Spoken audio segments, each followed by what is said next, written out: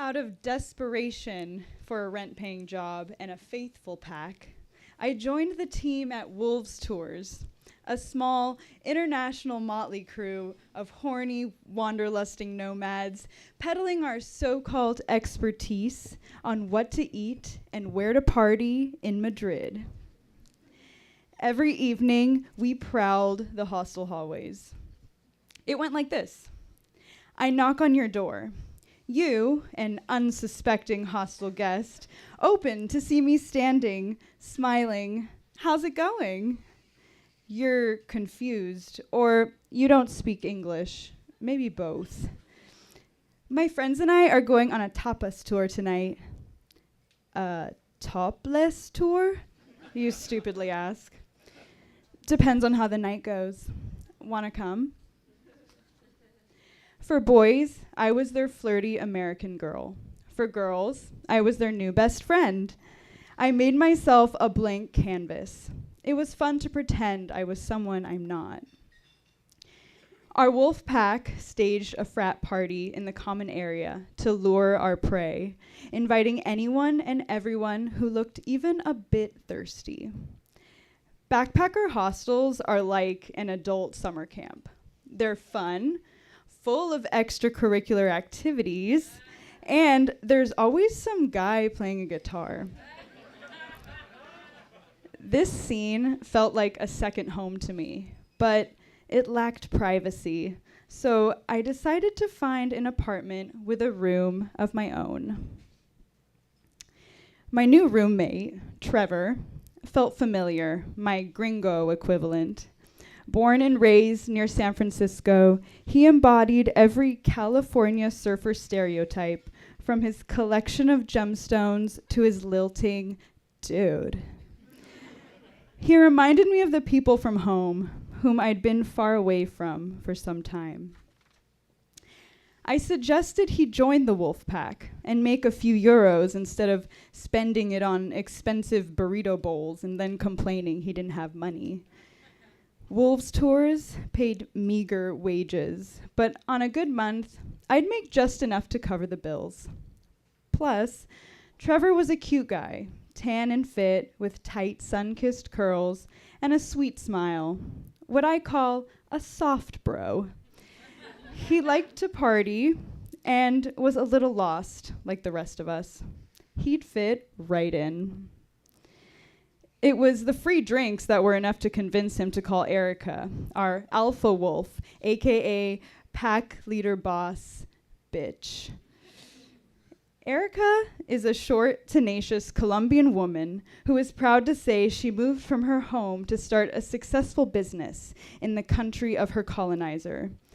Her staff consisted solely of desperate expats and long-term travelers. She promised to take care of us, reminding us she knows what it's like to have nothing in a foreign country. But it all came at the price of her tough love and verbal abrasiveness. Erica was our pimp, and we hoed ourselves down the hostel halls, promising patrons the night of their lives. As the night goes on, the common area grows louder and more rowdy as guests become drunk. King's Cup, Drive the Bus, Never Have I Ever. We hustled to keep them entertained with drinking games, while Erica texted us for updates. Dale chicos, ánimo! She became increasingly urgent as the night went on, like she could smell her money getting closer. I imagined her sitting in her apartment, a low growl escaping as she feverishly typed commands from her hideaway den. 20 minutes before the last wolf cry, she instructed us to start collecting cash while our heads began to swim with drink. At the first bar, she sends her amenable boyfriend to meet us, carrying his tail between his legs. We all stand to the side of the dark alley near the club entrance and count bills in the street as club promoters and partiers loiter on the sidewalks. We never worried about getting mugged, only that we would come up short and have Erica to answer to. We count it twice and shake up the ones who didn't pay, then kindly show them to the ATM. Enter the dark, booming club, our free drink tickets in hand. Every night felt like a mission. Get in, get out, don't leave anyone behind. The painted black walls are spattered with fluorescent glow in the dark flares. A mix of hip-hop and reggaeton keep a constant beat. The floors sticky with spilt liquor. It smells of mold and the rubbing alcohol they serve as free tequila shots. I start a dance circle and drink throughout the night to keep the party going, taking regular breaks to stand outside and roll cigarettes. For our entertainment, Trevor and I convinced a guest each night to take a blowjob shot. This involved a rubber penis stuck on the neck of a glass beer bottle. The bartender hands over a blindfold to the naive volunteer, instructing them to put it on and open their mouth. Thrusting the dildo in and out of their mouth, the finale of foam ejaculates from the rubber dick onto the blindfold guest's face. We recorded on video to send to Erica, assuring her everyone is having a great time. Then we round everyone up and bring them to a new club. Howling into the night, they follow me like a pack. I never intended to poach guests as sexual prospects, but the power and attention quickly got to my head. Anyone was fair game. My first victim was my coworker, Ismael. I remember the first time I saw him felt like a slow motion montage from a rom-com, love at first sight style.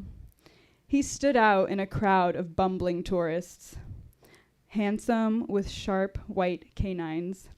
His light hazel eyes stood out from his brown skin. His only ick was his cockiness. Don't catch feelings, he smirked, pulling his Wolves t-shirt over his head. My fingers traced his warm skin as we embraced on a balmy summer night on my moonlit balcony. I led him to my bedroom cave, anticipating a night of pleasure and seduction, but he proceeded to thrust inside me like the beer bottle dick, comically and without rhythm. Needless to say, I did not want our relationship to continue romantically, though he must have felt some sort of connection because he explained his adult circumcision to me over a bowl of cereal the next morning. I spent most of that summer out past 2 a.m. Late nights and pitch black darkness of my windowless room fell heavy on my eyelids to lull me back to sleep. I was devoid of all consciousness of time. When I finally had the strength to crawl out of my hole, I got ready to head right back to work. I was living in an alternate universe, a hyper-reality where life was one big party, a Groundhog's Day of flirting and fucking in the dark. I tried dry January as a way to introduce some sense of sanity back into my life, but it only revealed to me why drinking was such a necessary part of the job. One night, Trevor never returned to our apartment. I figured he went out, had a good time, and met someone. I didn't think too much of it until a day passed and he didn't answer my texts. Then another day. The following morning, there was still no sign of him and no sign he had returned in the night. I started to worry. Where is Trevor? Evening came again and still no word. He had not shown up for work, and no one had heard from him. Erica texted me asking where he was. Later that afternoon, I decided to call his friend to see if he knew anything. I haven't heard from Trevor either, he said. I know he was desperate for cash and started selling drugs to some crazy guy. I don't know. Something's not right. I immediately thought of Trevor's lifeless body in a ditch somewhere. Too early to file a missing persons report, I sat up late that night, hoping he would walk through the door. The next day, Trevor walked in and lay flat on his back on the apartment floor, silently staring at the ceiling. Where the fuck were you? He didn't answer right away. He lay for a long pause before getting up. Dude, I just got out of jail. He explained to me he went to the plaza near our apartment to sell some pills he had lying around. The police saw him and arrested him on the spot. He locked his phone, spoke to no one, and spent 2 nights in a jail cell, which he survived, he told me, by staying in a state of constant meditation. It was like the most peaceful I've ever been. During a hearing on the second day, a lawyer advised him to explain to the judge he was returning the drugs, not selling them. They let me go this morning. He fell onto the couch with a smile of relief. There's a turn of phrase in Spanish, tienes una flor en el culo, which directly translates to, you have a flower in your butt. But it means you are one lucky asshole. Trevor is the luckiest idiot I've ever met, but people have said the same thing about me. Desperate times call for desperate measures, and I've done some really stupid things out of desperation. After bathing in relief, Trevor quickly sat up. I watched a streak of panic cross his eyes. Erica, dude, what am I gonna tell her? Seasons changed, and Trevor quit Wolves once school started again.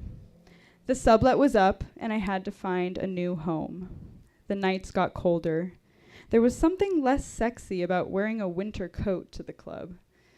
Pub crawl in low season became a small and awkward group of randos. I developed anxiety from all the drinking and spent most of the time smoking cigarettes so I didn't have to stand in uncomfortable dance circles. One night, I found Ismael sitting on the curb outside the club, a lit cigarette dangling from his fingers, looking as if he'd been circumcised earlier that day. I sat down next to him. We hadn't talked in a while. ¿Qué tal, Isma? He didn't look at me, his eyes fixed on the ground. It sucks, man. Everyone leaves. He reminded me of a dog that lived in a hostel I had stayed at. It had no interest in humans whatsoever. When you reached down to pet it, it looked bored. He used to love people, the hostel manager told us, but he would fall in love and they never stayed. With my contact list full of names I didn't recognize and exhaustion that brought me to tears, my time with Wolves Tours came to an abrupt end when the world shut down for COVID. Erica texted us saying all tours were canceled until further notice. Her boyfriend stopped by my apartment to pick up my uniform shirts. I had lost one while moving, so I owed 10 euros. Like a true crony, he collected my money and said goodbye. 2 minutes later, he rang my door again and handed it back. Erica said to keep it. Good luck. I was on my own again and needed all the luck I could get in my search for home away from home and a pack to call my own. Give it up for Katia Brunson.